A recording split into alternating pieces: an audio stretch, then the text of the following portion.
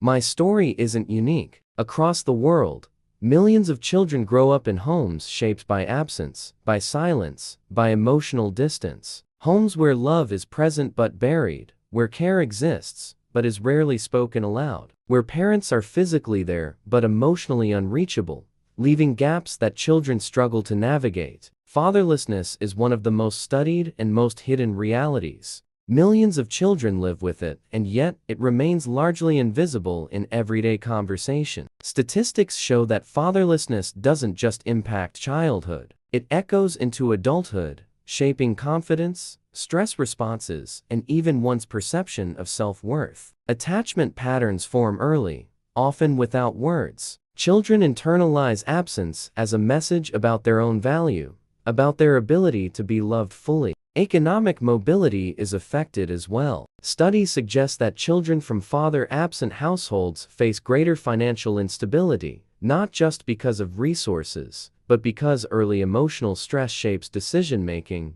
risk assessment, and long-term planning. Social expectations make the experience even more isolating. Society tells us to be strong, to outgrow pain, to smile through hardship as if resilience is the absence of struggle. We are taught that vulnerability is weakness, that acknowledging trauma is a sign of failure, and that life's gaps should be filled with distraction rather than understanding. For children who grow up in these homes, the message is clear: your absence is your fault, and your survival is your responsibility. Yet the reality is more complicated. Absence is rarely about blame. It is often about limits, fear, inability, or circumstance beyond anyone's control. Parents are human. Children are human. Life is often messy, uneven, and shaped by pressures invisible to those living through them. Unresolved family fractures do not disappear. They echo. They persist in small, quiet ways like footsteps in a hallway long after the person has left. They influence how we speak,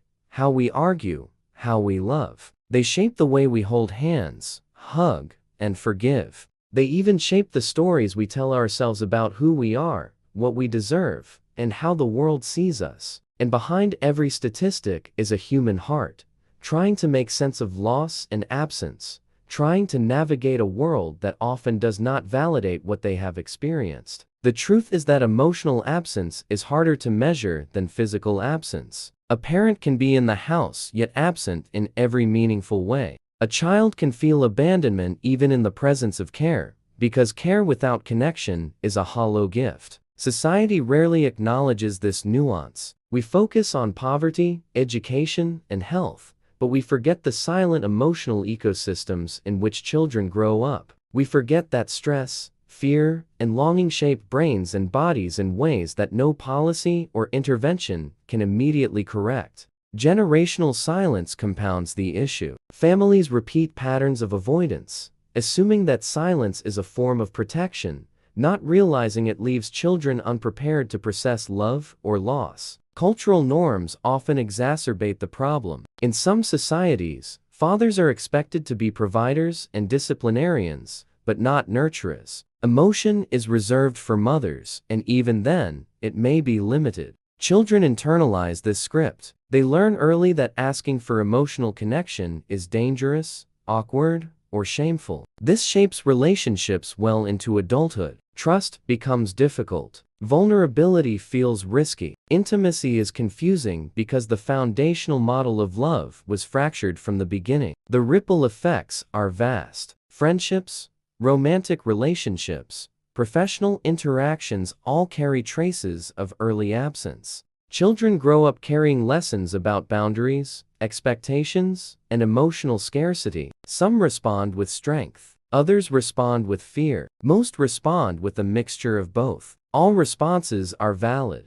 All responses are human. Yet society often mistakes resilience for immunity, masking the reality that surviving early absence is a complex, lifelong process. Therapy and emotional awareness can help, but access is uneven. Not every child has a guide or a model to help make sense of what they feel. The stories we tell ourselves about our parents often fill in the blanks left by silence. We imagine reasons for absence, explanations for distance, narratives that help us cope. Sometimes those narratives are forgiving, sometimes they are bitter, sometimes they are both at once. The point is not the accuracy of these stories, it is their necessity. Humans need narratives to survive, to make sense of emotional chaos, to anchor identity in a world that feels unstable. Every child left to navigate absence alone develops their own methods. Some internalize, some externalize, some seek connection outside the home. The challenge is that these coping mechanisms, while necessary, can create long-term effects on mental health, relationships, and self-perception.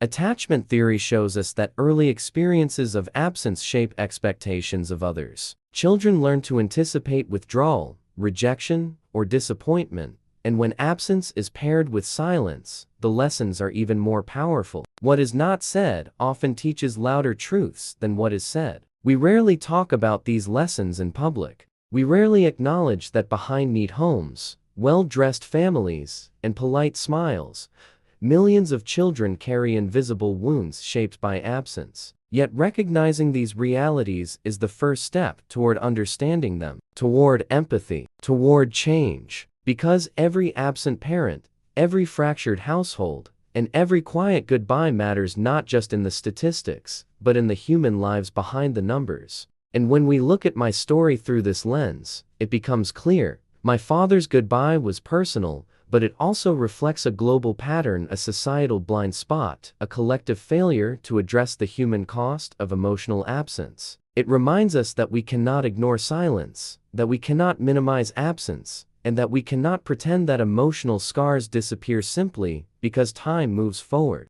Every human heart carries echoes of absence, and every story, like mine, is a reminder that these echoes deserve to be heard, validated, and understood. Understanding the modern reality of fatherlessness, emotional distance, and generational silence is not about blaming parents, it is about recognizing patterns and creating awareness. It is about realizing that society's emphasis on strength often masks the very human need for connection, explanation, and love. It is about seeing the truth.